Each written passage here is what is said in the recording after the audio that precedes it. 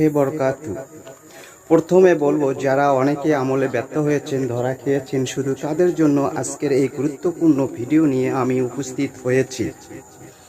কিছু আমল এমন আছে যেগুলো করতে খুব বেশি সময়ের প্রয়োজন হয় না, অনেক জ্ঞানের অধিকারীও হতে হয় না। কিছু এগুলোর ফজিলত অনেক বেশি, এগুলোর বান্দার আমলনামাকে ভারী করে। যেমন রাসূল সাল্লাল্লাহু আলাইহি ওয়াসাল্লাম বলেছেন, যে লোক একবার পাঠের আগে বলবে সুবহানাল্লাহিল আজিম,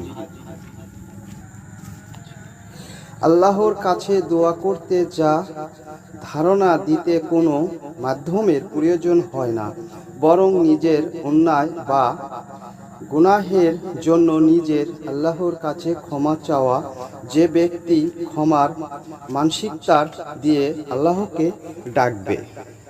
তা আশা করি সূরাটি সম্পূর্ণ আপনারা শুনুন, ইনশাল্লাহ এই আমলটি অনেক গুরুত্বপূর্ণ। বিসমিল্লাহির রহমানির রহিম। আলহামদুলিল্লাহি রাব্বিল আলামিন, আর রহমানির রহিম, মালিকি ইয়াউমিদ্দিন। ইয়্যাকা না'বুদু ওয়া ইয়্যাকা নাস্তাঈন।